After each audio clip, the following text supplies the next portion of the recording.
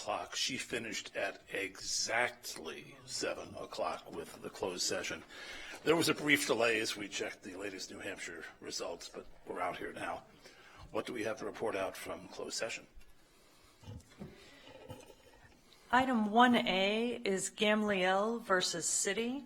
Mr. Gamliel filed this lawsuit after injuring himself on his bicycle on Montana Avenue.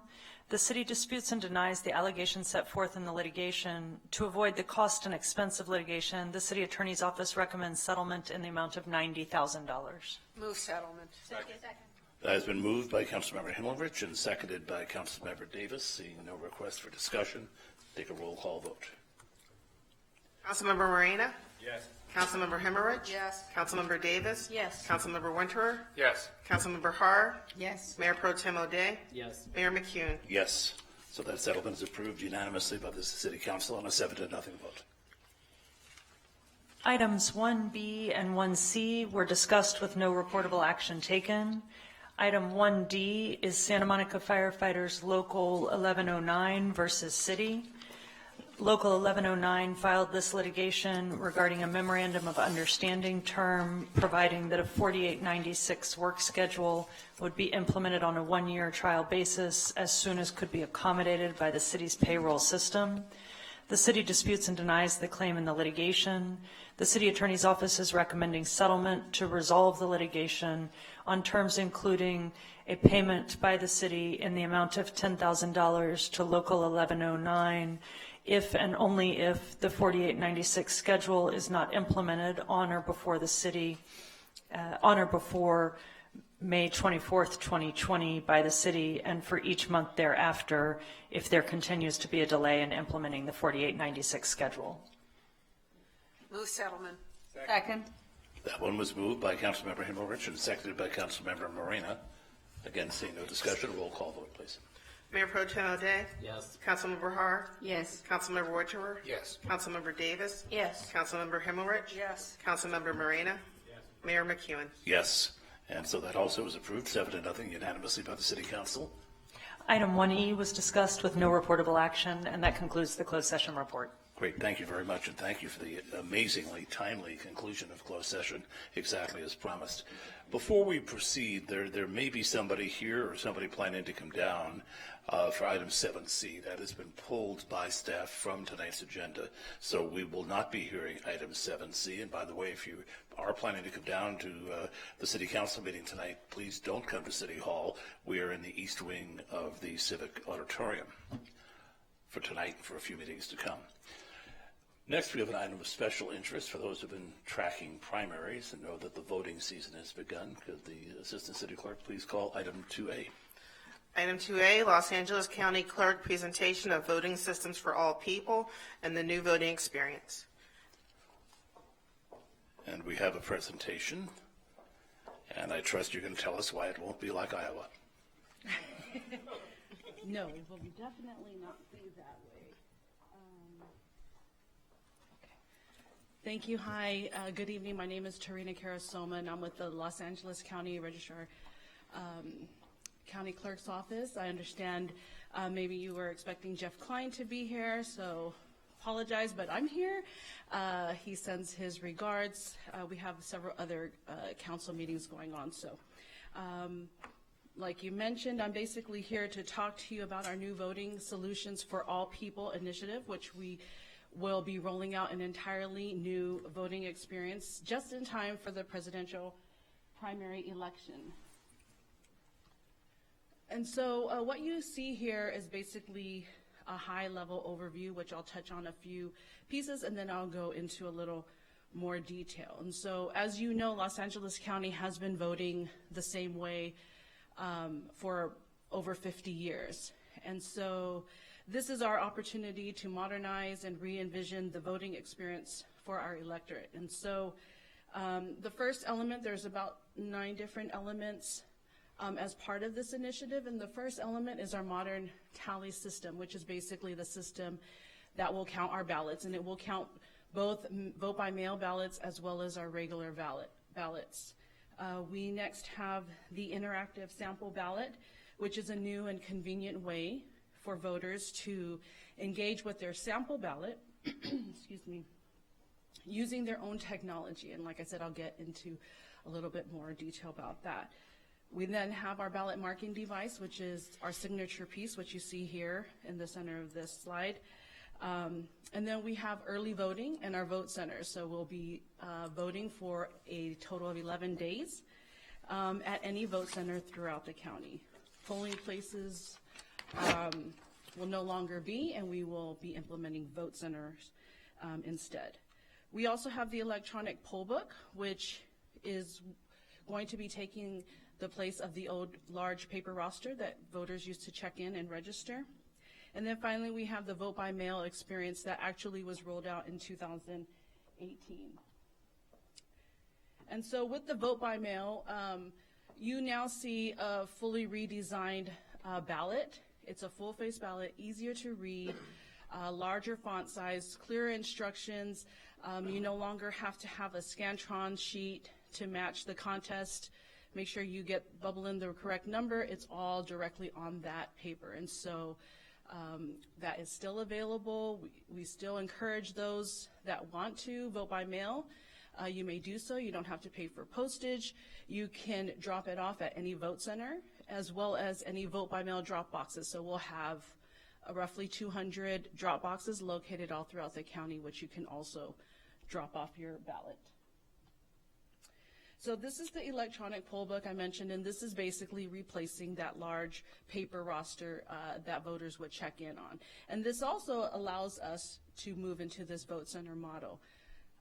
If you are a vote by mail voter and choose to instead go into a vote center or perhaps misplace your ballot, you can still do that through this e-poll book. You'll be able to, we can suspend your ballot and you can go ahead and vote on a ballot marking device.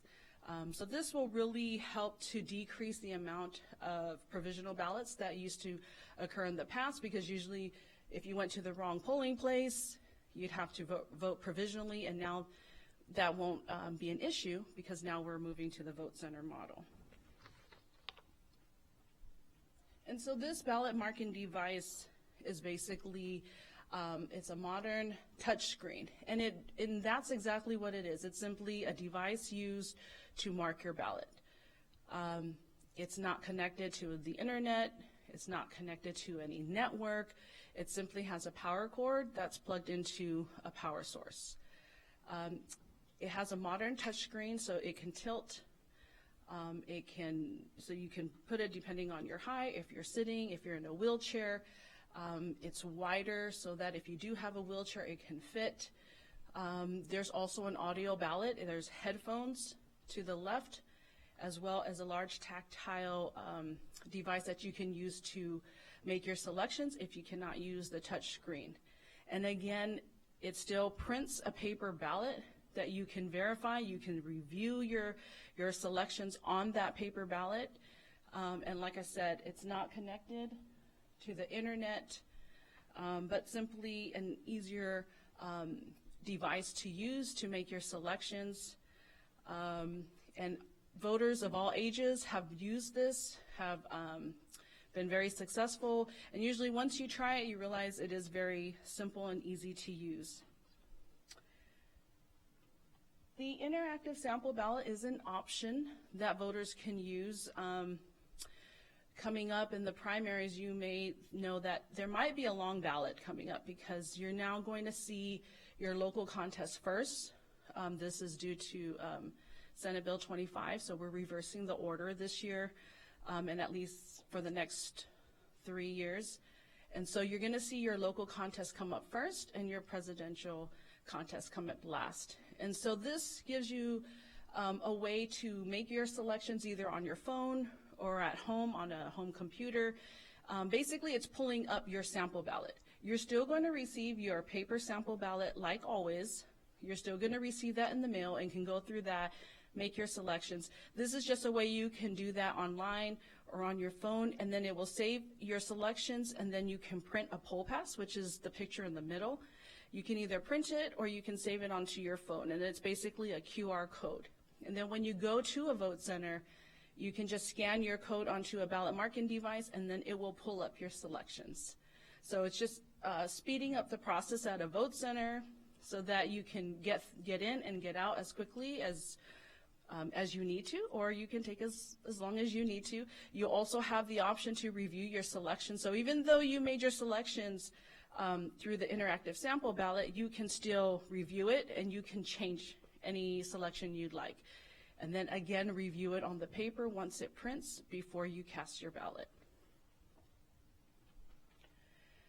And so moving to this vote center model, we definitely did some data and had some research done to see and find out why voters maybe missed elections in the past, or where they would prefer to go to vote or drop off a ballot. And so what we learned is that number one reason is that usually they're too busy on that day, because you're limited to one Tuesday in the month between 7 a.m. and 8 p.m. and sometimes they are not able to get to the election, or perhaps they just didn't feel important to them, they missed it, or what have you. And so moving to this model will really help bring convenience to voters, bring multiple options for them. If you're going to work in Santa Monica and maybe you live all the way in Los Angeles, you can go to a vote center where you work and still pull up your Los Angeles ballot, or vice versa. And so the idea is that maybe sometime or someplace between this 11-day period, you'll be passing a vote center in any city and then be able to vote there as convenient as possible. The other data point that we looked at is where people wanted to go and vote. And so the number one choice was a public library, local elementary schools, community centers.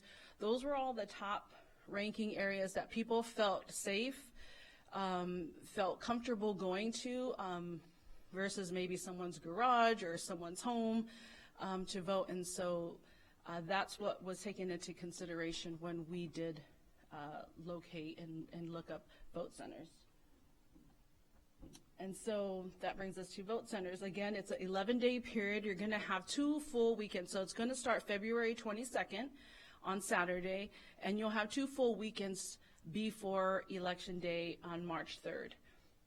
We'll have up to 1,000 vote centers open. So we'll have probably maybe about 250 or so vote centers open the first 11 days, starting February 22nd, and then leading up to March 3rd, the last 4 days will open up another 700 plus vote centers, so that the last 4 days we will have probably close to 1,000. I think right now we're at about 972 vote centers.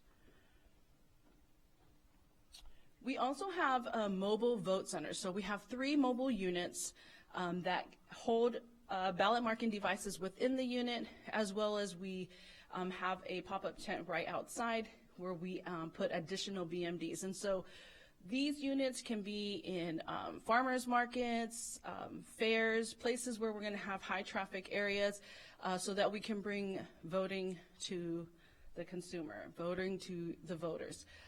We also have pop-up vote centers that can be utilized, usually more for as a contingency. If there's long wait lines at vote centers, then we can just deploy a pop-up vote center and bring that to a vote center.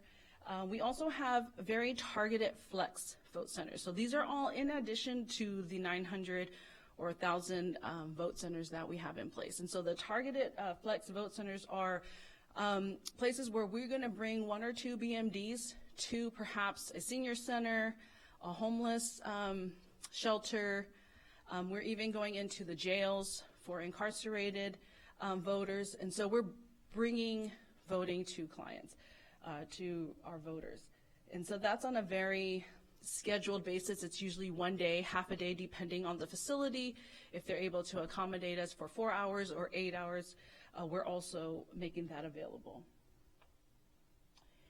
Now I have a quick little video that will pretty much summarize what I had just talked about.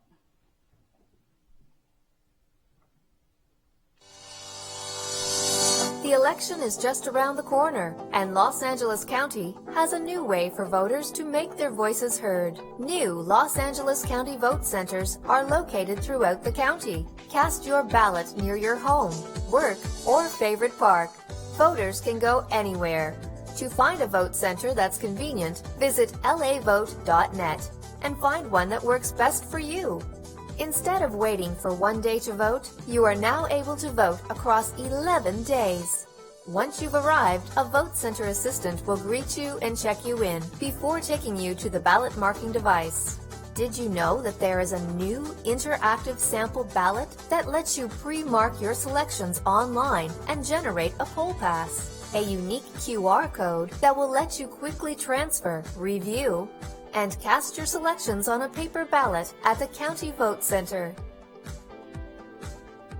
The new ballot marking device includes an audio ballot, a touch screen, and a tactile keypad to make voting faster and more accessible. You can also select your language, change the font size, and adjust the contrast for easy viewing. Then, after you make your selections or scan your poll pass, you can review your ballot to verify your choices and cast your ballot by feeding the paper ballot back into the ballot marking device. There's no need to give your ballot to a vote center assistant. You cast it on the same device. Welcome to the future of voting in Los Angeles County. Fast, convenient, and easy. Go to vsap.lavote.net to exercise your right to vote and let your voice be heard.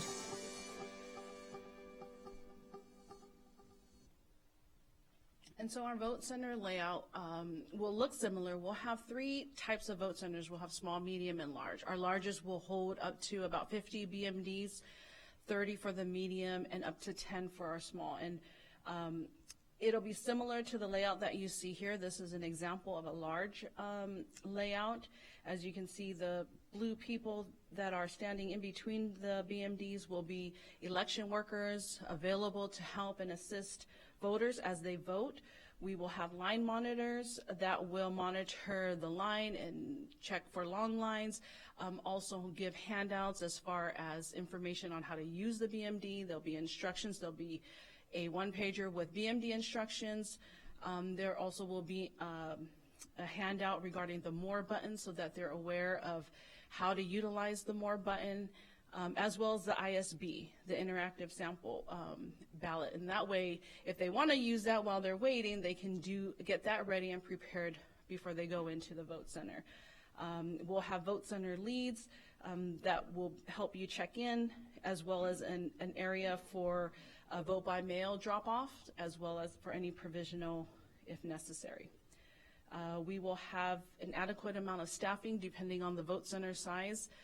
The Board of Supervisors has approved us to hire county workers, and so they've encouraged all county departments to allow their staff to be deployed during these 11 days to assist and work at our vote centers. So we'll have a large number of county employees working, as well as community volunteers as normal. So for this city, Santa Monica, there are 9 vote centers that you have in your city. 3 of them are 11-day vote centers, and as you can see, those are on the far left side. And then you have 6 vote centers that are 4-day vote centers. And so obviously these are the ones that are located in your city. However, you're definitely able to go to any vote center throughout the county. But I just wanted to be able to show you so that you can see which sites you have in your city. The vote centers are going to run, the process will be basically the same as always. In the past, we're just utilizing different equipment. So you'll still arrive at your vote center, you'll check in through the e-Pollbook, you'll sign that device. We'll have signature guides for those that need assistance signing on the device. We'll have different size pens if you have problems with your gripping, or we can even have thicker markers so that you can see your signature. You'll receive your ballot, And so then you can go ahead and go to a BMD. You'll insert your ballot. It will pull up your ballot style. And then go ahead and make your selections, choose your language. We do have up to 13 languages that it's translated on, as well as you can listen to your ballot on using the headphones. And then after you're done making your selections and reviewing it, you will cast it directly onto the ballot marking device. You don't have to go and take it to another election worker and drop it off anywhere. It can be cast right there on the BMD. And then, of course, you will be able to receive your I voted sticker. That has not gone away. We get asked about that a lot. And so leading up to the primary election, we've held over 70 vote center placement community meetings that we conducted throughout the county. We also had a mock election in September. I don't know if any of you were involved in that. Great. Where we had 50 mock vote centers set up throughout the county, and we had several thousand people attend, which was really great, considering it's hard enough to get people to come out to a real election, much less a fake election. We also have developed an election administration plan as a requirement of moving to the vote center model through the Voters' Choice Act. Through that, we held 5 public hearings throughout the county as well, and that plan has been approved by the Secretary of State and is located on our website. And then we've also held, actually now we've hit the 500 mark, and so we've done over 500 VSAT presentations throughout the city council meetings, town hall meetings, community-based organizations, different providers, as well as we've held demonstration centers throughout the county starting in October of last year through January, where we had 10 demonstration centers located throughout the county, 2 in each supervisorial district, and we rotated every month different places. So that was a way for the public to come in and engage with the BMD and try it out as well. And so we're now in full implementation. We've launched our full campaign. Hopefully you've seen a commercial, a radio ad, a billboard. We're also implementing a multilingual campaign, so we have it in all of our languages. We're in newspapers. Again, we are just really trying to promote early voting. We actually started voting on Monday, last week Monday, at headquarters. So as soon as vote by mail ballots could be returned, we've also started voting. So we've got the first vote center open on the 3rd floor in our building. So you can please go ahead and visit us on social media. We're on Instagram, Facebook, YouTube. You can get updates as well on Twitter. YouTube has a lot of our videos as well. If you want to use those, download those. We also have a media kit if you're interested. I can send you the link to that so that you can post information onto your website or print out posters or handouts for your city. And so that basically concludes my presentation. I'm sure if you have any questions, I'll be happy to answer. Well, thank you very much for that presentation. I know some of my colleagues definitely do have questions. But first, let me help you out a bit. You're going to have to be staffing these centers for 11 days or 4 days. Yes. How are you doing on getting volunteers? And can we put out some information as to where people who might want to volunteer could contact you? Yes. To serve on 4-day or 11-day Yes. centers? Yeah, I can send a link to where people can go to fill out an application. You can fill it out online, or you can go onto our website, and how to be an election worker is there. You can click on. Definitely looking for volunteers who's willing to be able to work. Because there's a lot of training, so you do have to attend a full day's training, and then be able to be available to assist during that process, either 11 days or 4 days. Someone sitting at home watching this right now, and they said, I'd really like to volunteer. Yes. What's the website again? You can go to lavote.net. lavote.net. Yes. Councilmember Himmelrich, you were first in line for questions. Thank you. Thank you, and thanks for the presentation.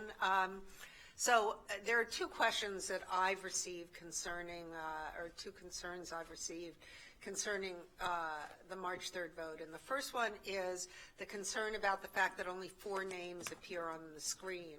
And I think you sort of showed when it's 2, it's easy, but when there are 4, I'm sorry, let's say there are 12 names, and so you have 3 screens. What are people to do, and how do they know there are more?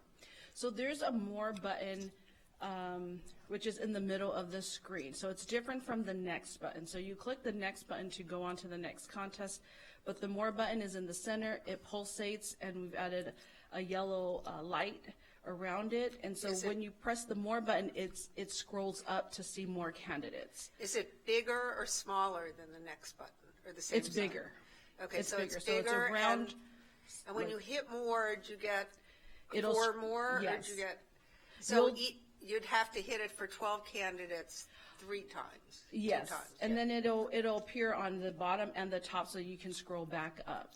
And so we're limited on the size font that we can utilize based on the voting standards. So we couldn't go too small to fit more, so we went the minimum size font, and so. And is there any discussion of changing that before the November election and to ensure that people actually do look at all the screens? Yes, I mean, that's definitely been brought to our attention. And so at this point, we're doing everything that we can to at least educate and inform voters. And like I mentioned, we will be handing out information as voters come in so that they're aware. We did, through our mock election and the pilot election, the results of that did show that voters were aware of it because those that were selected were on the second page or third page. So it is being utilized, and so we're just trying to get the word out even more so that everyone's aware. Thank you. So the second thing I've heard is that people are concerned that they will not have a paper copy of what they put down. In other words, you take what's marked and you put it back into the machine. Yes. Are people going to be allowed to take pictures of what they marked? Or what will people be able to do? Usually, in the past, you don't get a copy, you don't usually get a receipt or any type, you simply submit your ballot, and that's pretty much the same process. You're going to have your ballot and then go ahead and cast it. I'll have to ask about taking pictures. I don't know that we have any restriction, not doing that. We're definitely not encouraging that. But I'll have to ask about if that's going to be restricted. I mean, everyone has a phone, so I don't know how we could prevent. And in fact, in the old ballots, you did get the N torn off, so you did have a receipt. Is that right? It's more like a stub to Yes. that paper, but it wasn't linked back to your particular ballot. Thank you. Councilmember Winter. Yeah, following up on Councilmember Hemlowich's concerns about the more button. I mean, a lot of us here realize in our local elections, we have a lot of candidates. Routinely in the council elections, we have 10. Back in 2012, we had 15 candidates. And I guess we're concerned that the people who wind up on the first page on the screen might have a potential advantage for those voters who aren't scrolling to the next screens. Now, I know that Beverly Hills has filed a lawsuit and suggested the solution is simply that you cannot enable the next button until you've actually gone through all the pages of candidates. And that seems to me, I'm not a software expert, but a relatively simple fix. I'm wondering how much the county registrar is thinking about implementing something like that for November, because it's a bona fide concern. I keep hearing that, we tested it, it's working, but my gut tells me a lot of people are just going to go, these are the candidates, these 4 on this page, I'll vote for 2 or 3 of them, and I'm done. And then you can hit next, and you can go to the next election. Right. Like I said, it's definitely something that our office has heard and has taken in, and so honestly, I can't say where we're at on what we possibly will do in the future. But all we can do is do what we can now to educate voters as much as possible. And it has been certified by the Secretary of State, the current system as it is. But definitely. I hear you, but I'm just hoping you'll take back that message when you go back to the definitely office will. tomorrow morning, that we Yes. have concerns here in this city. And then my other concern is that because there's been so much focus on rolling out the new voting system, that some other stuff has fallen through the cracks that used to be fairly routine. I give an example. In my household, we have 3 eligible voters. I am the only one who has received a sample ballot thus far. My wife, I checked, she's registered to vote. She's not received anything in the mail. And then my daughter pre-registered when she was 17 last year, and she turned like 18 in October, and she's nowhere on the voter rolls. So do you think there's cause for concern that some of the more normal and routine operations are being, overlooked because of the focus on rolling out this new system? No, we're definitely mailing out those sample ballots, but it is on an on-flow basis. So some people received it sooner than others, but they are coming because there's about 40,000 different types of ballot styles that have to be developed. So they are getting mailed. If there are any concerns with how you've registered, I would suggest and highly recommend you go on to lavote.net and just check your registration, just to check to make sure you are registered, your party is correct, your address is correct, and so forth. But I wouldn't be concerned. They are still being mailed out. But if there are registration glitches, you can still register now and right up through the March 3rd Yes. primary, correct? Yes, you can. Okay, thank you. So Eleanor Winter is voting this year. Very cool. Councilmember Shara. Hi, thank you so very much for the presentation. My concern is for those that are not very technologically savvy, and also for those that do not own a phone, so that they would not be able to get educated, as you have so eloquently put it. What will you have in order for them to be able to go through the process smoothly? So in all the mailings that we've sent out and we will be sending out, there are instructions. There'll be, I think there's like 6 steps that it'll show you what you can do once you get to a ballot marking device.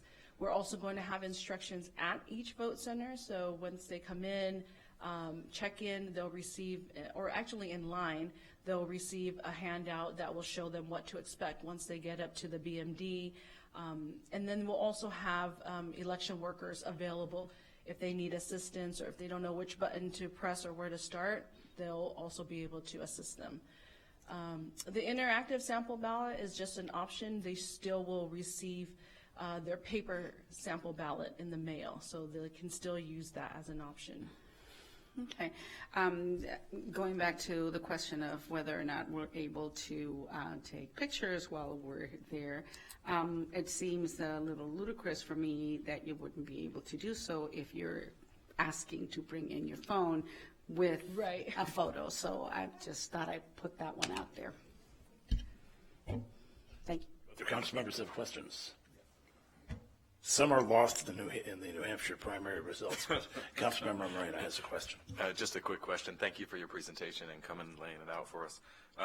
If we wanted to go backward on a particular election, you said there's a next button to go to the next election. Can we go back as well to go see Yes. what we voted for previously? Yes, not in past elections, but you mean No, yeah, in on this ballot. Yes. Right. Okay. And All right. actually, once you're done, you'll have a review. You'll have a review section where it'll actually show you if you didn't vote in a contest. So it'll show you if you've missed any selections, so you can go back and make sure you fill that out. That's another good feature, is that at least the overvoting is definitely not going to be a problem in this election, but we'll also show you when you didn't vote. So you can scroll back and forth. Awesome. Yes. Thank you. Other questions? Well, again, thank you for the presentation, and let me just reiterate something that Councilmember, I think it was Winter, brought up. I participated in that November test and really enjoyed seeing the new system.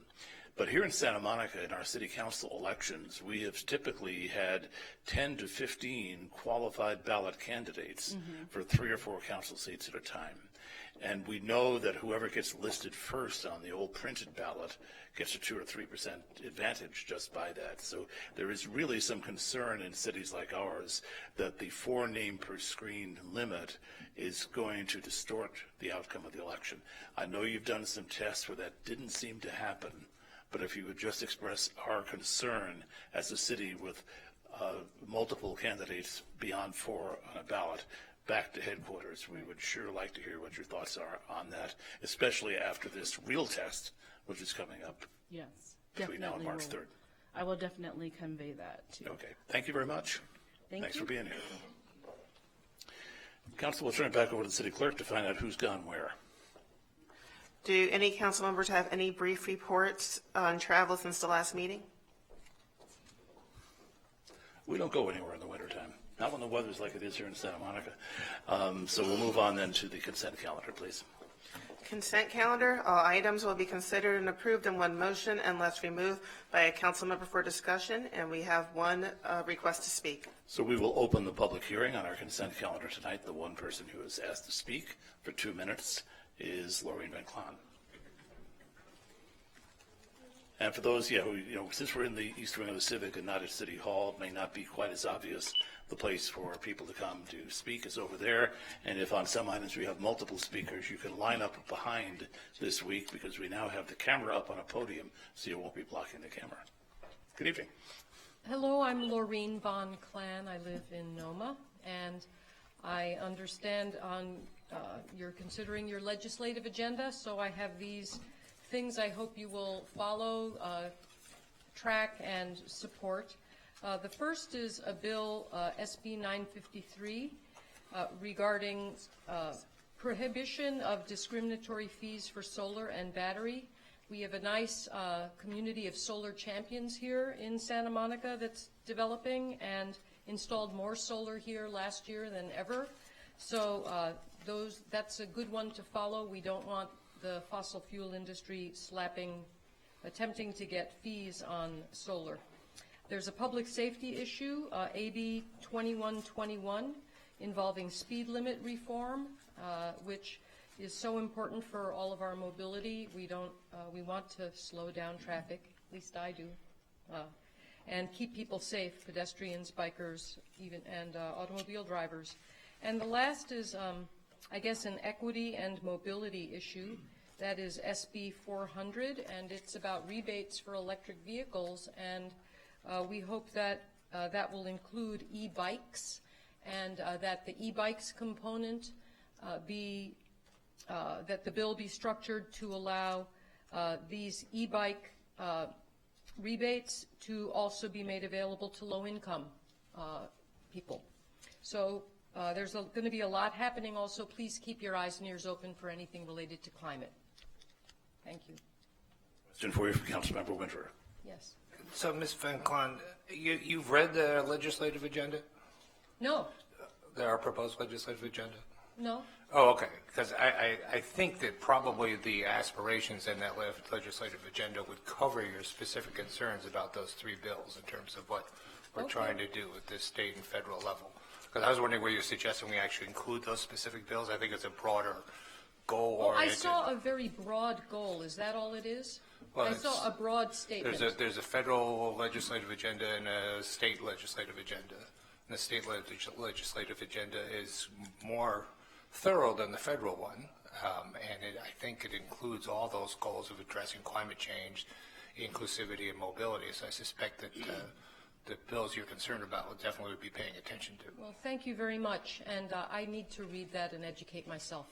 So thank you. It's a very exciting document. I'm sure it will be great to read. Thank you for that. Thank you, and that'll close the public hearing. And before we move on with it, might be a good chance just to explain what we've done. We used to endorse bill by bill, and that became unwieldy. So we now have a list of issues that the council, the city, has a policy position on, and we endorse bills in congruence with that adopted list of positions. Now, that list is maintained by Stephanie Venegas, who is sitting here tonight. So, Ms. Van Claan, if you want to check with her as to whether those specific bills are likely to be covered, you're welcome to do that. And if you feel there's an area of policy that the council has missed, then we would take that up as a policy discussion. But we no longer go bill by bill, just so you understand. So we're not saying no to you. We're just saying we do it a different way. Okay?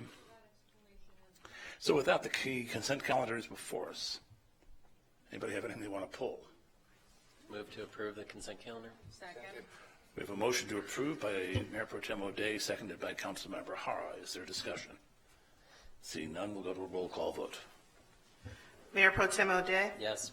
Councilmember Har? Yes. Councilmember Winter? Yes. Councilmember Davis? Yes. Councilmember Himmelrich? Yes. Councilmember Morena? Mayor McCune? Yes, so the consent calendar is approved unanimously with all 7 council members present. And that'll move us on to ordinances tonight. 7A, second reading and adoption of ordinance amending Santa Monica Municipal Code Section 3.21.090 to extend the term of the first shared mobility device pilot program to June 30, 2020, and creating Santa Monica Municipal Code Chapter 3.22 to establish a second shared mobility device pilot program and related permitting and operator selection process. Move adoption. Second. That has been moved by Councilmember Davis and seconded by Councilmember Winter. And I see no request to speak. A roll call vote on the second reading, please. Mayor Pro Tem O'Day? Yes. Councilmember Har? Yes. Councilmember Winter? Yes. Councilmember Davis? Yes. Councilmember Himmerich? Yes. Councilmember Morena? Mayor McCune? Yes, item 7A therefore is approved unanimously with all 7 council members present. Before we move on to 7B, just a reminder, if anybody's here for 7C, that item has been withdrawn at the request of staff and will be heard some other night, so we will not be doing that tonight. We'll move on to 7B, though. Item 7B, introduction for first reading of an interim zoning ordinance extending interim zoning ordinances 2557 and 2566 for interim changes to standards related to medicinal cannabis retailers and authorizing medicinal cannabis light manufacturing. And we have 3 requests to speak. First, we'll have a presentation. Good evening. Good evening, council members. Tony Kim, City Planning Division. Before you tonight is an introduction for first reading of an interim zoning ordinance extending the current IZO related to medicinal cannabis retailers and medicinal cannabis light manufacturing. In October of 2017, council adopted an IZO, which was subsequently extended in December of 2017, that made interim changes to the zoning ordinance related to medicinal cannabis. The IZO updated terminology, created consistency with state law, created a definition for a medicinal cannabis retailer, and allowed for medicinal cannabis light manufacturing within certain zones. The IZO is set to expire on April 20th. Staff had anticipated that the medicinal cannabis retailer permitting process would be complete with enough time for assessment and reporting back of the operational experience prior to the expiration of the IZO. However, due to a number of appeals that were filed and are being processed on the final rankings of the qualified applicants, none of the 2 allowed medicinal cannabis retailer uses are yet in operation. The proposed IZO extension would expire in January 2023, for which time staff would continue the permitting process for the selected medicinal cannabis retailers, along with any medicinal cannabis light manufacturing uses. Staff is available for any questions you may have. And does the council have any questions on this extension? I don't see any, so we'll go to the public hearing on item 7B. We have 3 people who've requested to speak. They are Kay Ambriz, Denise Barton, and Jerry Rubin. Now, you might wonder why Ms. Ambriz got to go first. She's asked for 1 minute. We have allowed that if people are desirous of speaking on an item but can speak in 1 minute, they get to go to the front of the line. So, Ms. Ambriz, you get to start the discussion tonight for 1 minute. If Ms. Barton and Mr. Rubin would stand behind so you're ready to speak when the time comes, we would appreciate that. Good evening. Good evening. My name is Cambries. I'm a member of the Social Services Commission, but I'm speaking tonight in an individual capacity. I support the extension of the IZO, and I hope that staff will have the opportunity to draft a permanent ordinance that prioritizes harm reduction goals and strategies. We need to think holistically about prioritizing public health and well-being. And I am confident that we can look collaboratively with the community partners to achieve these critically important goals. Thank you. Thank you, and thank you for demonstrating the benefits of speaking for 1 minute and getting to go first. Denise Barton does not appear to be... Oh. Well, that's what I've got here, unless you spoke on 78. It sure looks like a 7B to me. Well, I can only go by your handwriting, Ms. Barton. I'll get a second opinion on that one. Mr. Rubin. Mr. Rubin's going to pass. Okay, well, that'll close the public hearing and puts the matter before the council. I'll move we adopt the IZO. Been moved by Councilmember Winter, seconded by Mayor Pro Tem O'Day. Is there any discussion? Seeing none, take a roll call vote. Councilmember Morena? Yes. Councilmember Hemorich? Yes. Councilmember Davis? Yes. Councilmember Winterer? Yes. Councilmember Har? Yes. Mayor Pro Tem O'Day? Yes. Mayor McEwen? Yes. So that IZO extension is approved unanimously by the City Council with the full council present. And that will move us past item 7C, which we're not going to hear tonight, and on to item number 8A. 8A, approval of the Wilshire Boulevard Safety Improvements Design and Phasing Plan. And we have 2 requests to speak. But we'll start, of course, with a presentation. And Ms. Barton, if you want to try and clarify what your intent was, I'm going to give your card back to the city clerk to make sure you do have the opportunity to speak on the item you intended to speak on.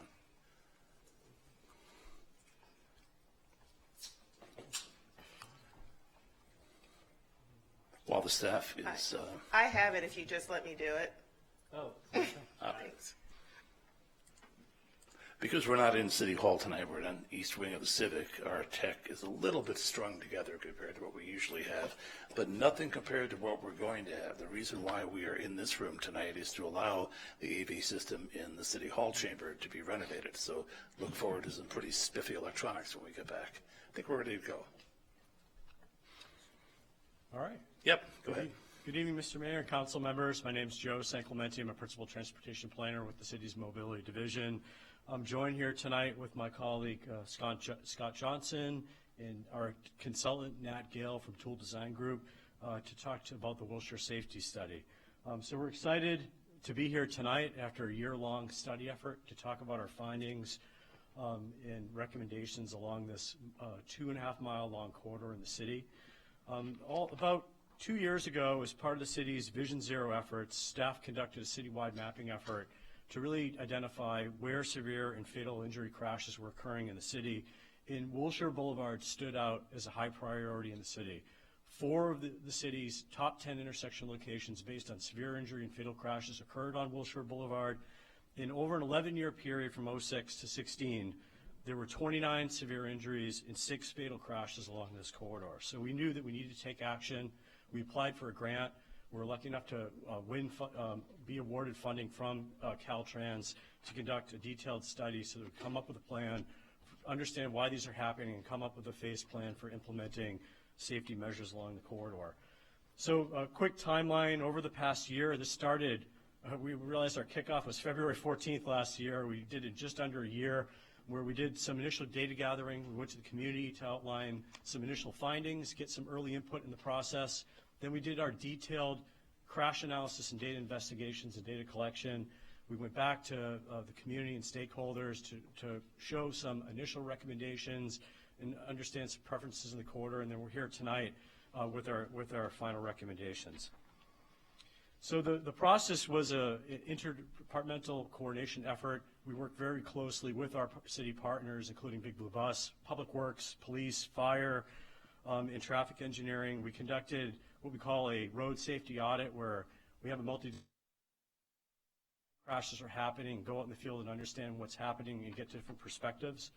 We launched an interactive map that residents could log into and pinpoint types of issues citywide and let us know exactly what they were and where they were occurring. We canvassed the corridor. We knocked down over 260 doors along the corridor and handed out about 700 flyers to businesses and residents along the corridor so that they were notified. We hung 96 banners along the corridor so that folks that either work or are driving through that corridor know that there is a study happening, how they can get to the website that we dedicated for this project where information was made available. And we also hung banners at the parks with key dates for community meetings. We held 2 community workshops, one in June, and then we had a special meeting with the Planning Commission back in October where we unveiled some of our initial recommendations. The community comments, as we started to go through them, really the main comment that we heard is that it is just difficult for pedestrians to cross Wilshire Boulevard. There's a lot of challenges crossing that street. There's a lot of parking that's happening in red zones that are inhibiting visibility at crosswalks, and that vehicles are just not yielding to pedestrians as they're trying to cross the street. and that there are some dark lit conditions out there. If you're standing on the corner, it's hard for people to see you as they're driving by. As part of our detailed safety analysis, looking through community comments, crash data, and our own field observations, we began to break down this massive 2.5-mile long corridor into 4 classifications, really systemic issues that were appearing corridor-wide. The unsignalized and signalized intersections, they basically have the same geometry, and we determined unique crash patterns that were happening at those locations. And then we have what's called our hotspot locations. When we started, there were 4 priority intersections. We identified 3 more locations through our process, really come up with these 7 locations that required unique treatments to address the safety issues at those locations. Now, what we wanted to do coming out of the study was come up with a phase plan for implementation. We wanted to find out how can we do low-cost, high-impact measures that we can bring out there quickly. During the process, we actually did deliver several improvements along the corridor. We did not wait, and we believe that we have a good plan over the next year to deliver what we're going to call these phase 1 improvements. And then the phase 2 and 3 are in different buckets so that we can prioritize these improvements as funding becomes available and we seek grant funds. And so with that, Nat Gale is going to walk you through the phase recommendation plan. All right. Good evening, honorable members of council. My name is Nat Gale. I'm a planner and an engineer with Tool Design Group, and we specialize in safety assessment and design. So Joe teed up the analysis process and how we broke the corridor into these systemic improvements, unsignalized, signalized improvements, and hotspot locations, and I'll talk through how we're going to go about making improvements along the corridor through this different phase approach. So first, corridor-wide, systemically, we're really focused on 2 key trends that we saw. The first is that people walking are disproportionately affected in the traffic crashes, and that the highest number of public comments resulted in difficult crossing conditions. So the first thing that we can do systemically across the whole corridor is upgrade signs and markings. So this looks like advanced yield markings where there are currently stop bars along the corridor. This gives people driving a sense that somebody is going to be crossing the roadway coming up ahead. This can be applied throughout the corridor. We also want to install edge lines which visually narrow the roadway and clarify lane designations. We saw a lot of crashes with parked vehicles because the roadway seems like it might be wider than you actually have the space for, so that edge line has a demonstrated crash reduction. We'll update all pedestrian crossing signage for consistency and clarity. Right now it's not as consistent as it could be for each crossing, so every pedestrian crossing will get new crossing signs, as well as a few select locations based on our crash data and our public comment. We will be looking to upgrade with supplemental tools to enhance visibility of people crossing called rectangular rapid flashing beacons. So we've identified 5 locations based on, again, crash patterns and public comment, and that's 10th Street, 18th Street, 22nd, 25th, and Franklin. And we'll be able to monitor and assess the impact of these treatments and consider additional locations in later phases, but these are the priority locations for those RRFBs in phase 1. So that's corridor-wide signing and striping, as well as enhancing crossing for people walking. We also got some comments that crossing for people on bikes was an issue. Now, Wilshire Boulevard in existing city planning documents is a transit corridor. It's a transit priority. But we also know that the bike plan calls for bike infrastructure on to cross, this transit priority to get to parallel routes on California and Arizona. So we propose enhancing all existing bicycle connections to make it safer and more predictable for where people on bikes can cross Wilshire. So that's going to happen at 7 locations, and this is just an example of what that treatment can look like. It would be a predictable, consistent treatment for bike crossings throughout the entire corridor. So we've got people walking, we've got people on bikes. We also have transit patrons. Again, Wilshire Boulevard is this transit street. So right now, most of the bus stops along the corridor are at the near side condition, which is what you see in this graphic. This comes with a couple of potential challenges. Again, thinking back to our key themes. For people crossing the street, they have to get out in front of the bus when the bus stops near side. There's then conflicts with right turning vehicles, people trying to get out and around the bus and then make a right turn. As well as this is can be potentially problematic for services and operations. It can slow down transit services. So simple solution is moving that near side to far side in some priority locations. So as Joe mentioned, we had an interdepartmental working group. So we met on a series of occasions with Big Blue Bus to prioritize certain locations for that near side to far side treatment. There are 15 bus stops that we identified along this corridor, 5 that we're going to look at moving in this first priority phase, and the rest we'll look at in a subsequent phase. A few other themes that came up corridor-wide were curbside management. We got a lot of public comment and observed issues with loading along the corridor. We actually couldn't find a single loading zone on Wilshire Boulevard in our preliminary analysis of this study. As Joe mentioned, throughout the course of this study, 1 loading zone was installed, where we got a lot of feedback in front of Erewhon Market at Harvard. But we think that this actually deserves a more detailed study. This study that we conducted was primarily focused on safety and crashes and transportation data. We recommend a more detailed corridor-wide curbside management study. We also saw the image in the center. We saw a lot of vehicles parking in red zones, which created this visibility obstruction for people crossing the crosswalks. If you can see right there, that vehicle is actually blocking your sight line to see somebody crossing in the crosswalk. And that's a safety issue that we want to figure out a way to address. We also heard some public comment around crossing the street at night, street lighting and visibility at night. So we would like to actually undertake, again, a more detailed corridor lighting study in phase 1, the recommendations of which, much like the curb management study, would be implemented in later phases. So that's sort of systemic approaches corridor-wide, the safety patterns and data and issues that we saw.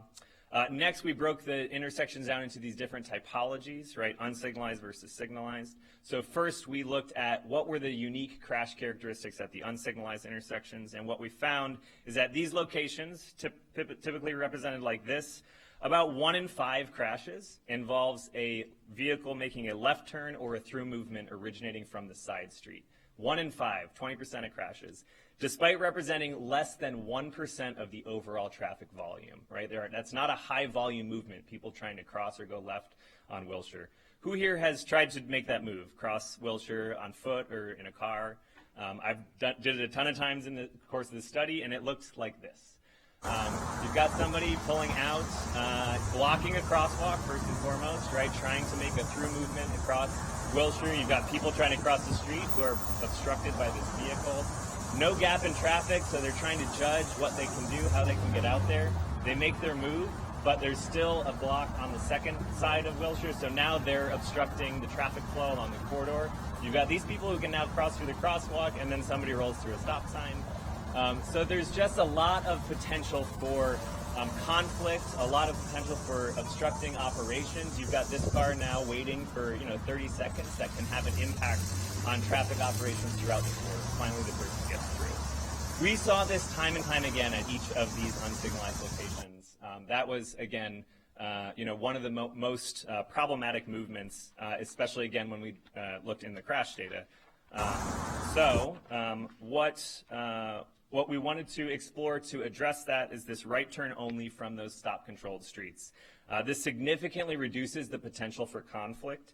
And again, this is a low-volume movement, the lefts and throughs. We didn't see a high volume of that movement despite the number of times they showed up in the crash data. So this was actually installed at Harvard and Wilshire throughout the course of the project, and we received overwhelmingly positive comments from the community in terms of how it worked, to the point where what we are looking at is actually installing that right turn only movement at the remaining unsignalized intersections along the corridor. Again, this is a phase 1 improvement with just flex posts and a little bit of striping and paint. We can monitor and assess its impact and make adjustments and changes as we continue to evaluate the corridor. Some other unsignalized issues that we saw were some potential concerns with vehicle sight lines with the median, as well as comments about the visibility of the median at night. So some simple solutions based on our observations there is replanting some of the medium height shrubs to reduce the need for maintenance in the median, as well as reduce the potential for visibility issues. And then we're also going to add retro-reflective devices to each of the medians so that the median stands out at night because of what we heard about nighttime strikes on the median. So that takes care of unsignalized intersections. We also looked at signalized intersections. We heard a lot of positive feedback about some of the locations where there's a leading pedestrian interval, which gives people crossing the street a head start before the vehicles get to go. This had already been implemented by the traffic division at certain locations across the corridor. And because of the, again, overwhelmingly positive feedback throughout the course of the project, this was implemented at every intersection, every signalized intersection for crossing Wilshire Boulevard. So there are 3 additional locations that now have this leading pedestrian interval. We're also looking at increasing the walk time at key locations based on some of the demographics in the area. For example, 23rd Street near St. John's. So that covers what we can accomplish now with, make a high impact with the resources that are available in Phase 1.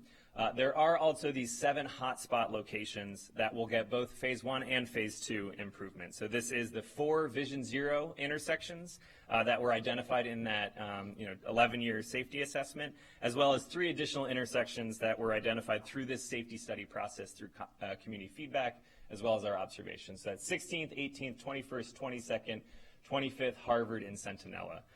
We're going to just show you 2 example intersections of some of the types of improvements that we're looking at. And again, just to talk a little bit about why these are both Phase 1 and Phase 2, there are going to be some improvements that we can sort of demonstrate with temporary materials, again, flex post, paint, striping, and things like median expansions or curb extensions. There are ways to demonstrate the benefits of those safety improvements through these low-cost materials, while we then go out and pursue additional funds, grant funds, to build those out in concrete. So that's what we'll be pursuing in Phase 2. So for example, one of our priority locations is 16th Street. This is actually the 3rd highest fatal and severe injury citywide crash location. So of all the intersections citywide, this is the 3rd highest. And it also involves a significant percentage of crashes that include older adults. There's a hospital nearby, Lincoln Middle School is nearby, so we know that there's a lot of activity at this location. Because of the crash patterns, we are actually looking at building a new traffic signal there. This takes significant design resources, but is a very warranted safety improvement at this location, as well as looking at curb extensions at every intersection, or at every corner. And again, some of this can be initially designed and built out with those temporary materials, while the funding and design is done for the full build out in concrete and with the signal equipment. Another example, Harvard Street. So this is one where we got a high volume of community comments, so that elevated it to a hotspot location. It also has this offset geometry that you see, so it's not a perfect intersection. And that results in overlapping left turns from left turns that are coming off of Wilshire, so you have this conflict in the middle of the intersection. So when we looked at potential design solutions, we want to expand the median to give a larger area for pedestrian refuge. This is also an opportunity to shadow those improvements with just striping and bollards before you build it out in concrete. We're looking at that right turn only treatment because, again, this still will be an unsignalized intersection. By widening turns in the middle of the intersection, which takes away that overlap, there's no more interlocking left turns. And there's a mountable median there for emergency response. And then there's also curb extensions at every corner, and those longer curb extensions will really help prevent that situation we saw earlier of vehicles loading in the red zone. So this will prevent that type of operation. We're also looking at other signalized improvements in Phase 2. Again, traffic signal design and construction does require a lengthier design and additional funds. But our data from both the safety data and community comments showed several intersections had significant left turn conflicts. And so in Phase 2, we have 7 locations identified for protected only left turn. So this would be just the green arrow for left turns. No one can cross the street, no oncoming traffic, to really separate those potential for conflicts. So then in Phase 3, we're looking at a couple of other improvements. We talked about Phase 1 improvements for bike crossings. along the existing bike routes that cross Wilshire. We know that on the east end, there was a lot of discussion about where there should be a bike crossing on the east end, so we're looking at, in phase 3, building a traffic signal at Chelsea that will allow people biking and people walking to cross the street safely and access the park at Chelsea. So this enhances both bike and walking connections to the park. And then there are some other systemic improvements that we would like to do in phase 3 that will just take some time to identify all the funding for. And so that's removing the remaining bus stops from near side to far side, also looking at a systemic curb extension approach along the entire corridor, and then implementing recommendations that we identify through the curb management plan as well as through the lighting study. So with that, I'm going to pass it back to Joe to talk about next steps. Okay, to quickly summarize, thanks, Nat. So we wanted, as I had mentioned, to have a plan where we could deliver some immediate relief to this corridor. The city currently has some limited funding available. We believe that we can deliver our phase 1 measures, which allows us to quickly design and deploy these low-cost, high-impact measures that are using mostly paints and signs and flex posts, and also to be able to launch those studies that are necessary, like our photometric assessment for looking at lighting and initiating the curb use management study. We have some limited funding for phase 2. I'd say the highest priority measure that came out of phase 2 bucket was advancing the design of the signal at 16th Street. It's just a very difficult, challenging intersection, and we felt that that was something that reached the highest priority. And then all the other items in phase 2 and 3 give us a roadmap as we apply for funding over the coming years, so that we identify what the priorities are and the order that things should come in. So just to quickly recap that, Wilshire is a priority street in the city, and I think that we've developed a plan that helps address the most immediate needs and really gives that roadmap for moving ahead. So with that, I'm happy to answer any questions that you may have. Well, to start with, the council saw this in a study session fairly recently, so to avoid redundancy, can you just point out, are there any changes in what you're proposing tonight from what was presented to the council in that study session? Because we should probably focus on those as we've seen the rest of it. Can staff tell us that? Yeah. When you say study session at council or at the planning commission? We looked at this Wilshire plan several months ago. I remember seeing all these diagrams, unless I happened to watch a planning commission meeting and internalized it. Yeah, you may have, and I know you're in attendance at our meeting, and I think you might have been at one of the neighborhood meetings as well. So I'd say since the October... I could have seen it at a community meeting. Since the October planning commission meeting, I think, which was the last time that we came out to present these facts, I think what we've spent a lot of time on doing is figuring out the phasing. What do we have funds available to do now, and then how do we prioritize these improvements as we move ahead? I'd say the largest changes are that one of the things that we were debating a few months ago were, do we do these right turn lane treatments at some locations? We asked the community at that meeting their preference. Should we do it at some? Should we do it all? And ultimately, there was a larger preference to do it at all. We felt that there was a greater safety benefit to do it all, considering that these are lower cost measures. The other item that was added in there since October was the bike crossing at Chelsea. We had not previously been proposing a signal at Chelsea, but that is now a new recommendation. Just because it is challenging to get bicycles across the street there because there aren't many traffic signals that are pretty low volume roads. So I'd say those are the two most significant changes. So now that I examine my memories, it may be that I saw this proposal in this room actually at a presentation. Yeah, it was in this room. And that would explain why being here, I'm feeling like deja vu all over again. But that means it's a no vote for the rest of the council, so who has questions? Sure. Councilmember Davis. Well, thanks for the presentation. And I understand with regard to the quote-unquote long-term projects, there's a fair amount of uncertainty around that due to both funding issues as well as Lord knows where we're going to be in 10 years, right? But I do have a question, because just today, actually, Metro got the final bit of funding for subway, not to the C, but subway to the VA, which will be on Wilshire Boulevard.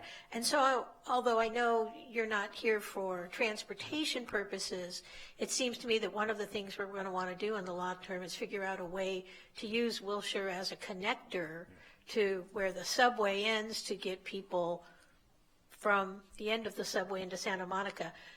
Did you have any discussions about things like that, future traffic patterns that might impact some of this work? extensively with Big Blue Bus, and I agree. And this corridor is going to grow in importance when that connection comes to the VA. And I think we had quite a long discussion analysis about types of treatments that we could do to enhance performance along this corridor, whether it's an exclusive bus lane or whether we do other tactics. And I think the way that we resolved it is that there are many tools in the toolbox that we can do to improve transit safety and performance. And I think the first step is really to go to far side stops. They're much more efficient.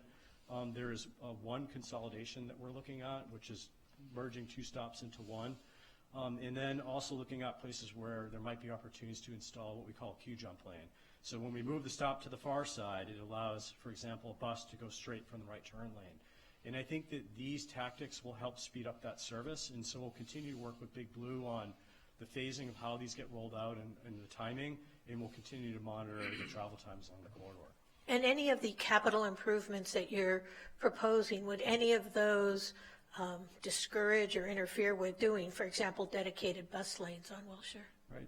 So the challenge with the dedicated bus lanes is that in order to fit it in the cross-section, it requires removal of the median in the middle of Wilshire. And what we found is that when those medians, the pedestrian refuge islands, were added 10 to 15 years ago, that they have provided an important way for people to cross the street. And so then you get in a situation where if we want to put the bus lane in, we're removing, starting from Sentinel on the eastern limits, and you're going intersection by intersection, in removing those median islands, which we feel are just really important to safety. So that's why we chose this other route of looking at how can we do tactical improvements, because most of the delay is occurring at the traffic signals, and by going to far side, doing queue jump lanes, those provide those performance enhancements along this particular corridor. Where the exclusive bus lanes provide a lot of benefit is where you have substantial queuing. And I think the greatest delay that we were seeing on those routes were primarily in the downtown area of Los Angeles, on the eastern limits of Wilshire, outside of our city limits. Okay, great. Thank you. Thank you. And for KCRW listeners who haven't already guessed, the Santa Monica City Council is looking at potential safety enhancements to Wilshire Boulevard. And we have questions from Councilmember Himmelrich. Hi, and thank you for that. And I never saw it before, I can guarantee. But I must not have been in that room on that night. But so I live on 14th Street, and by adding a light at 16th Street, we will now have a light at 14th, 15th, 16th, and 17th, correct? Yes. Yeah, so I guess what I don't understand is why those particular blocks are such a source of accidents. Right. But I think that at 16th, there were many angle crashes, high incidence of angle crashes, and it's popular because of the hospitals there, and we were seeing that there was a number of elderly or older drivers involved in those crashes. And I think that we did look at many of the intersections to determine whether or not they met the minimum criteria for signal, but the 16th one was really off the charts in terms of meeting those minimum criteria. Well, that makes sense because actually the junior high school does block traffic on 15th, so people are forced to either 14th or 16th. But with respect to bikes, I mean, I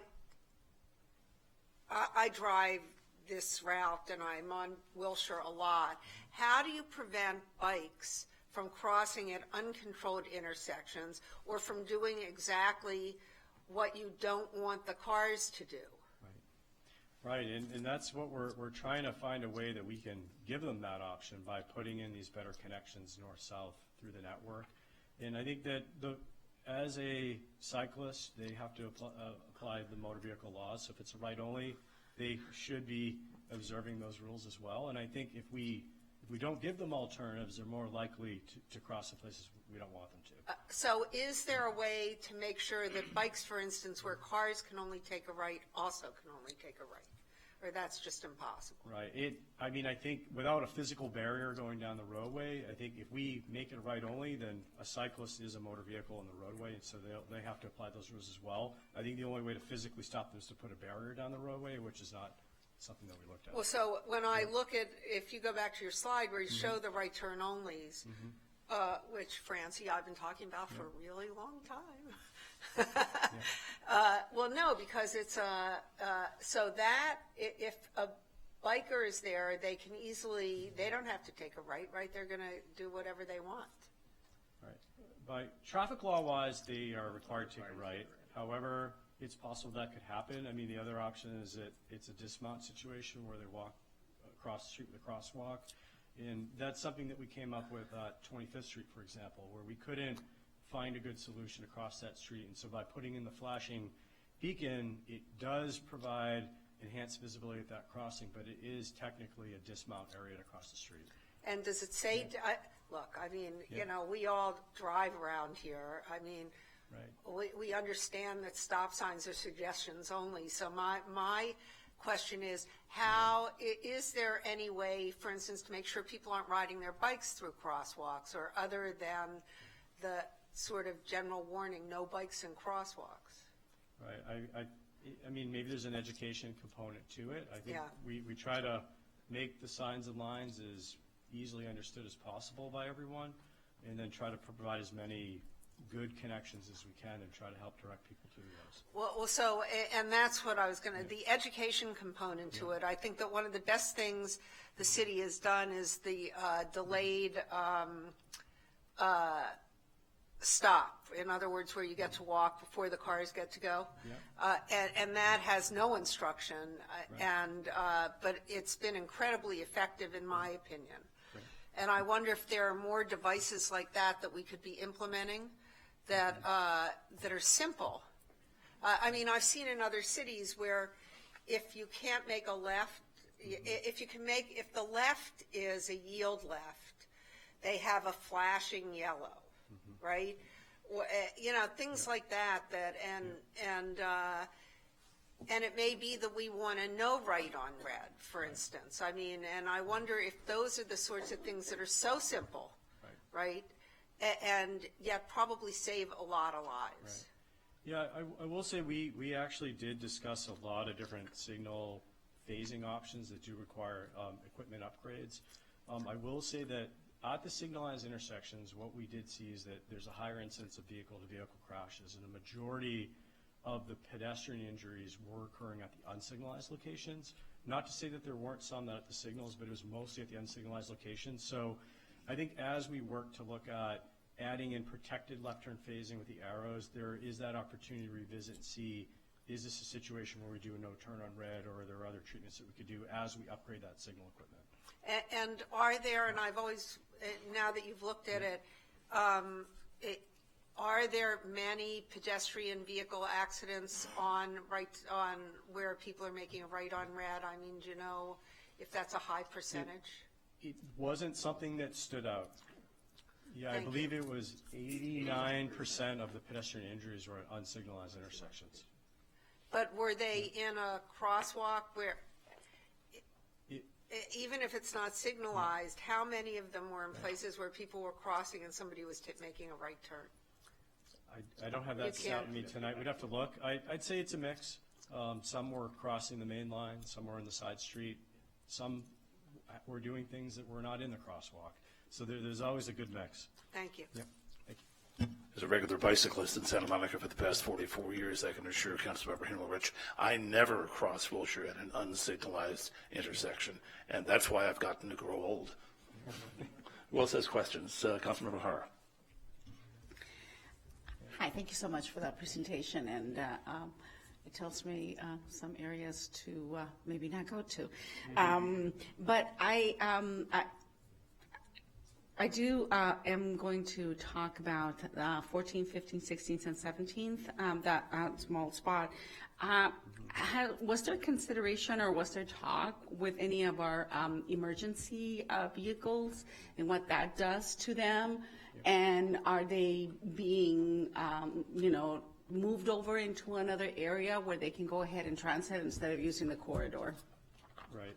Yes. So we work very closely with our fire and police as we develop these recommendations, and I think that what we were careful to develop any turn restrictions so that emergency vehicles could go around them in the event that they had to respond to an emergency situation.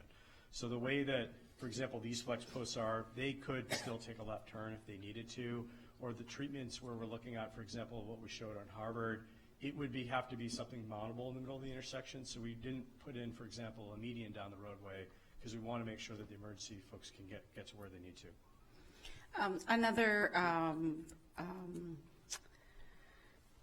Another area, I guess, where that would probably concern me would be our sanitation department. Is that wide enough for them to be able to make those turns?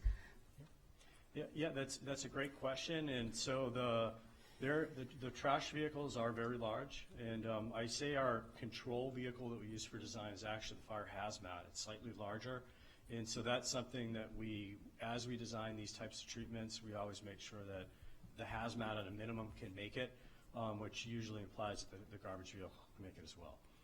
Thank you. Thank you.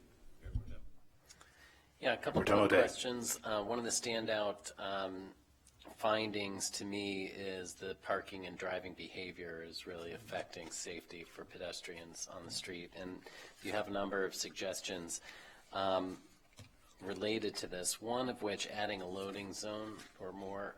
I'm not clear on how adding loading zones assists with safety. Can you help me understand that better? I'd be happy to. So the situation on Wilshire is that there's a lot of commercial businesses, a lot of residential uses out there that, in this day and age, we're just seeing a lot more freight happening.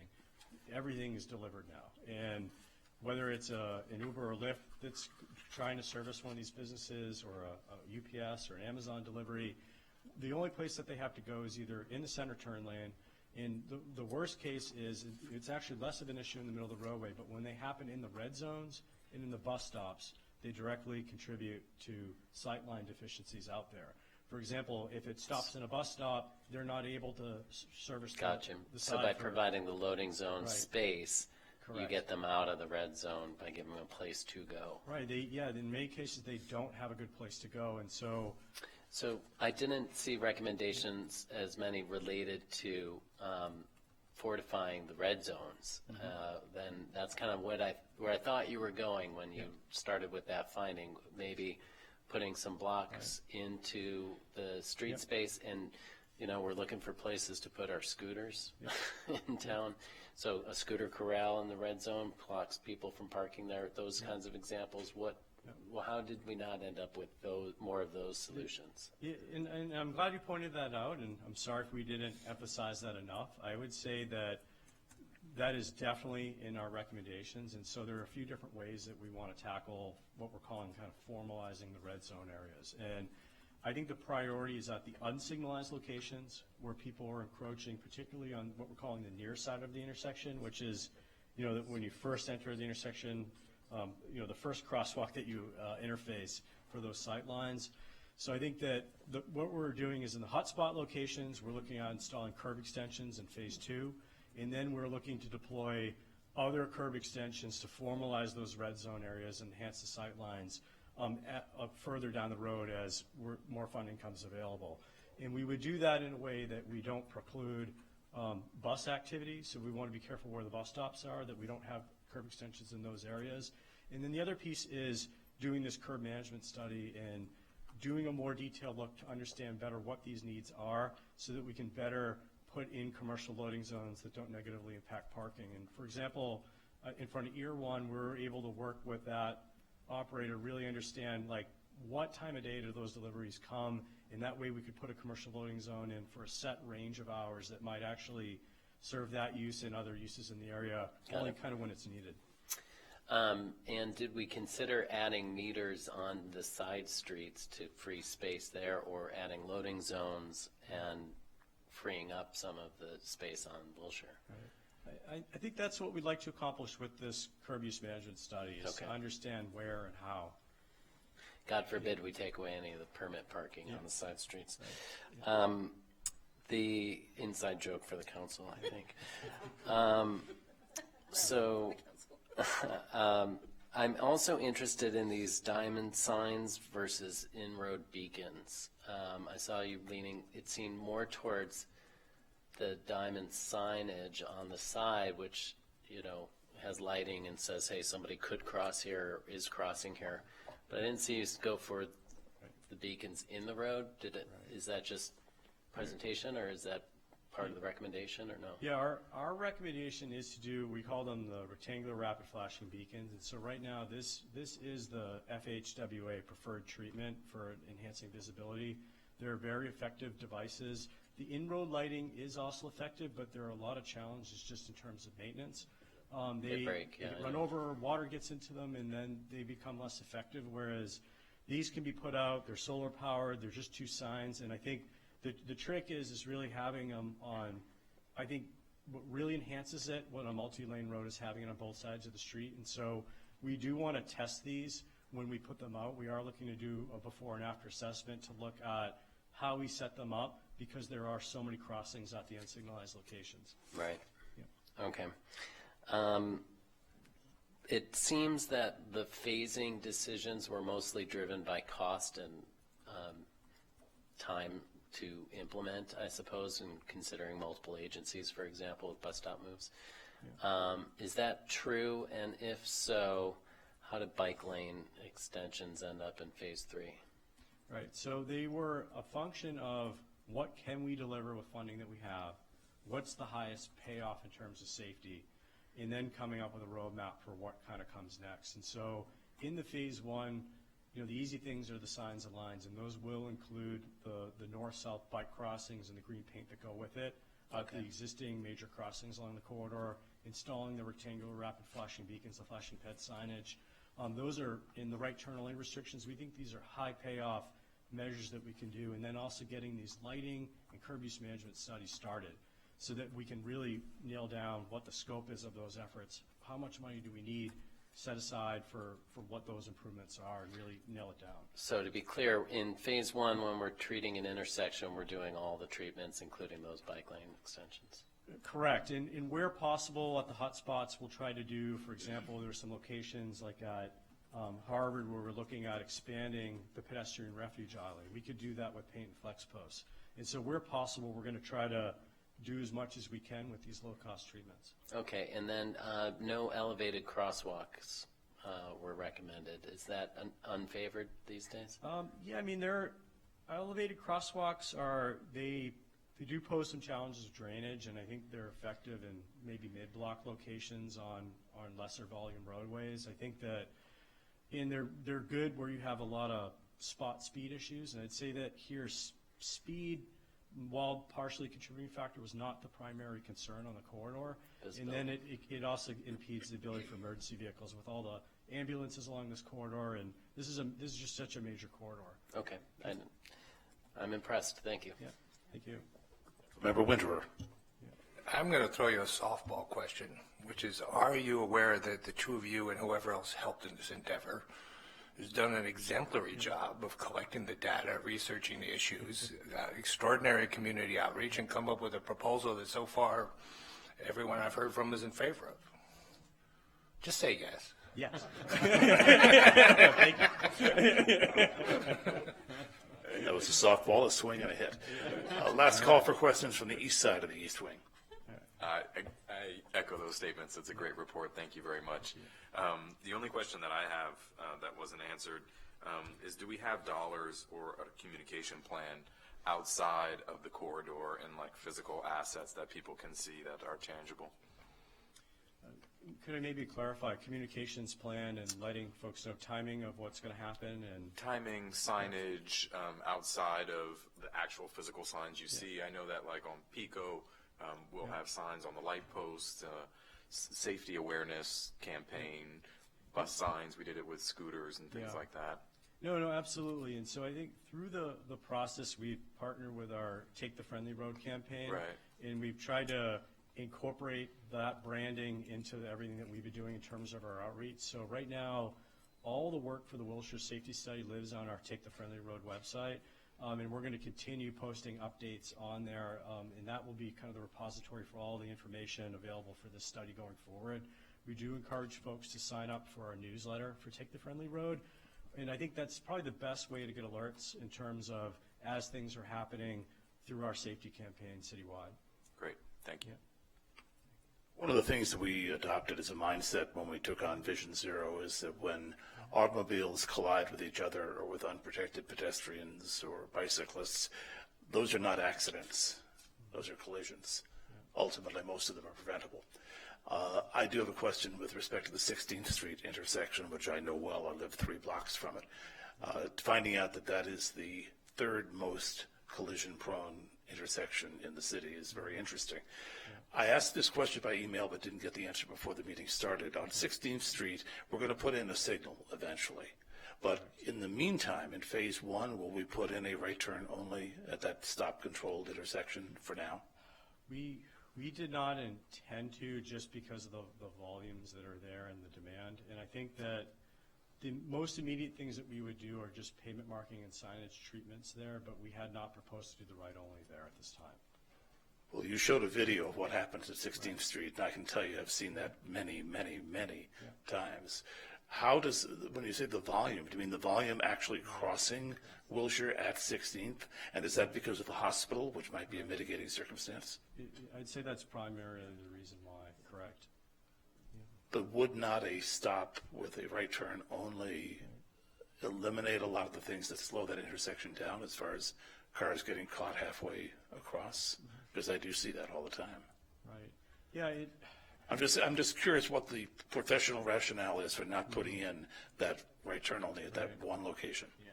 Yeah, I mean, I would say that with the high level of volumes, then we get into a challenge of where are those vehicles going to go?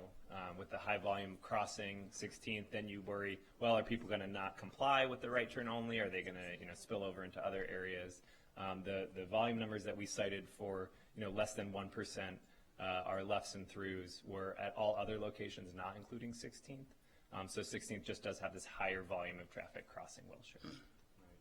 Well, I will continue to be very careful at that intersection, and I assure you again, I never cross Wilshire Boulevard at any of the unprotected intersections, but that one has always particularly seemed a iffy place to try to cross. So with that, we've asked our questions, we've gotten our answers, we'll move on and open the public hearing on item 8A. We have 2 requests to speak. The first is Jerry Rubin for 2 minutes, and the second is Denise Barton, also for 2 minutes. Mr. Rubin, good evening. Thank you very much, Mayor McKeown, council members, city staff. I've always thought this was an important issue, and I think it was a great report. I was hit by a car in a crosswalk a few years ago, never fully recovered, never had a car in my life, but really think it's important to promote education, whatever mode you're doing, driving, scooting, biking, walking. That's really important to do. A couple suggestions. If you're doing a right turn only, would it help with signage to say autos and bikes, right turn only? Could that remind bikes that they're supposed to turn right also? Also, I'm concerned very much, and it might be a problem, I don't know, with the legalities, but in the diagonal crosswalks, which I think people support, and there should be more of, the bikes just go right through. You have 40 people crossing, and bikes sometimes going in and scooting. It's a complete accident waiting to happen, whether it be 4th and Wilshire or Santa Monica Boulevard or down there where the light rail is. So I'm wondering if there's any signage or reminders that everyone should be stopping there and not going through when the pedestrians are crossing massively diagonally. So I hope you look into that. But I'm glad you're doing this. Thank you very, very much. Thank you. Ms. Barton, you'll be our second and final speaker on item 8A. Good evening. I do again have to question and wait to hear your staff's rationalization, specifically for restriction of red zone parking with temporary materials and the right turn only from stop-controlled side streets for the Wilshire Boulevard and safety improvements. Isn't the red zone where automobiles pull out of traffic to turn right? So would the result of blocking off red zones as well as curb extensions be automobiles having to stop traffic in the right lane to turn right? Then for the right turn only from stop-controlled side streets, one does really have to wonder if you're purposely trying to make it hard for residents to get in and out of their neighborhoods by automobile. And do you not think the right turn only will also result in increased trips into the neighborhood, or are you trying to push traffic into the side streets of California in Arizona, which would more than likely result in more bicycle accidents, considering how narrow Arizona, for example, is. Also, by restricting the direction an automobile can travel from side streets onto Wilshire Boulevard, do you not think it will result in queuing down streets that have left turn lanes? And despite your wanting no U-turns on Wilshire, how realistic is that really? When you have automobiles exiting structures 2 and 4 driving on the wrong sides of the road, in addition to running over and making U-turns around the temporary medians. So you want to continue to do things that you know don't work. Finally, I have to ask if this is going to end like Broadway being a one-way street, which in the end was found not to work very well. Because if you're going to create hardships for automobiles to be easily able to travel in a direction, that's what you're doing. Thank you. Thank you, Ms. Barton, and thank you for pointing out the never-ending challenge of scofflaw drivers, no matter what we do. That closes the public hearing on item 8A. Now, Council, we're asked to do two things here. One is to approve the recommendations, and the second is direct staff to proceed with phased implementation. So what discussion do we have on those? Question, does that require two different motions? Well, let's see where we go with the discussion. If it sounds like we have consensus on everything, we may be able to do it as a combined motion. But I just thought your cheat sheet sometimes tell you. Well, the cheat sheet usually asks me to do them as separate things, and I usually try to save time by not doing that unless it's legally necessary. So do we have any questions or discussion on item 8A?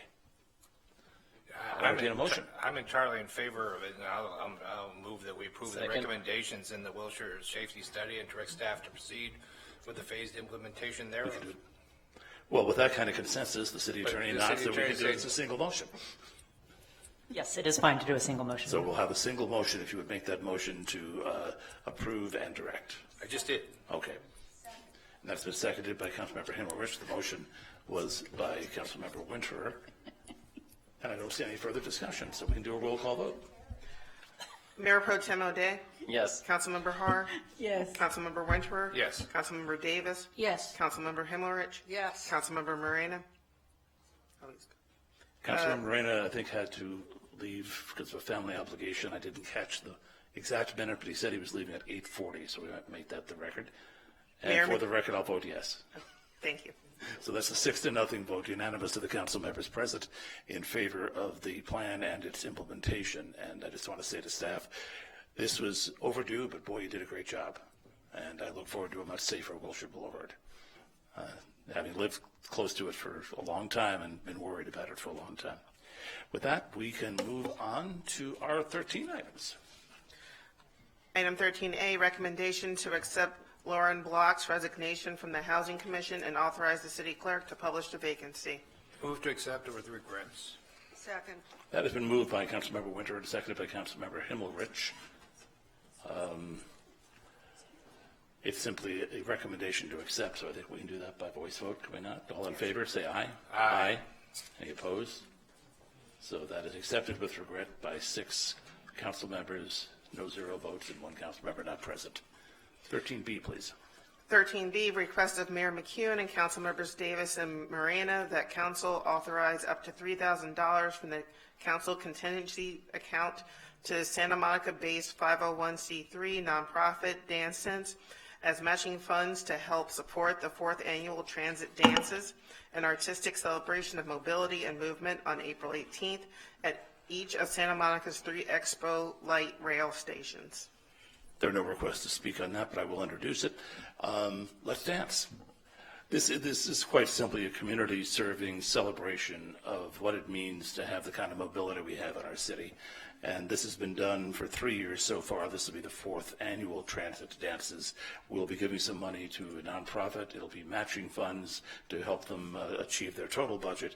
And it will, of course, serve the community because these performances will be happening at each of Santa Monica's 3 Expo stations. Councilmember Moreno put this on with Councilmember Davis. He's gone. Councilmember Davis, do you have anything to add? I just want to say that it's a wonderful event and they time it so you can literally ride the expo and see all the dancing. All right. See no questions or further discussion. We are allocating some funding, so it'll be a roll call vote, please. Mayor Pro Tem O'Day? Yes. I'm sorry, do we have a motion? Oh. I move. Oh, yes, that's true. I thought it's been moved by Councilmember Har, and I'll second. So I'm sorry, there's a motion that had not yet been made, but it has now been made by Councilmember Hara, seconded by Mayor McKeown, and we'll take a roll call vote on that motion. Mayor Pro Tem O'Day? Yes. Councilmember Har? Yes. Councilmember Winter? Yes. Councilmember Davis? Yes. Councilmember Himmerich? Yes. Mayor McKeown? Yes. Unanimous vote in favor of Danzig, 6-0, with all the council members present in favor. And that concludes our regular agenda, moves us on to item 14, public input.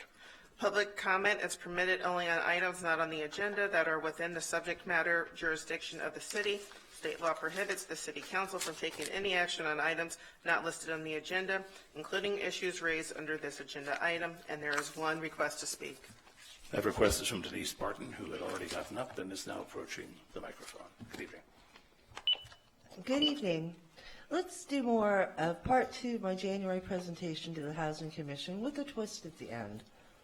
Next, let's look at another example of fraud by the City of Santa Monica and the Santa Monica Housing Authority, which would make a false statement with the intent to deceive that my affordable housing building, the Chelsea at 1318 2nd Street, which has over 15 units and affordable housing, has a management during business hours or a resident manager, which I understand is the same conditions found in other affordable housing in Santa Monica. So let's look at the reasons Sierra Corporate Management's William Brown is not a professional management or a resident manager, besides rarely being available to the residents during business hours. If you call the office after hours, there's no queue for the resident manager. And if you push 9 for after hours maintenance emergency, it loops back to the outgoing message. In addition, at the front door, there is now a notation stating after hours locksmith service 310-529-8203. But I thought one of the resident manager's responsibilities was to give access to tenants if they forget, misplace, or lose their keys, including after hours. Although William Brown does take the time to come to my door and ask if I'm smoking marijuana in my unit more than once this last month, even though through my affordable housing I have a reasonable accommodation to smoke medical marijuana in my unit since I moved in December 2016, and I do not want to disturb the other tenants, so I have 2 air filters in my unit. As well as since the problem started July 2019, wouldn't it make more sense that it's someone who's moved in more recently? Thank you. Thank you. That concludes our public input for tonight. Do we have any people to remember with adjournments tonight? Or are we fortunate enough to get through a fortnight Mayor, without the we passing of anyone? have an adjournment forthcoming. I do want to just note that we had a tragic loss of a 6th grader in the Carl Thorpe community last weekend. He was a swimmer at the Santa Monica Swim Center, Eames Chuchin, and services are forthcoming, as will be an adjournment. So we'll do an adjournment at our next meeting then. The next meeting of our city council will again be here in the East Wing of the Civic Auditorium. It will be the evening of Tuesday, February 25th. And until then, good night and happy Valentine's Day. Back to their regular programming. They probably turned us off an hour ago.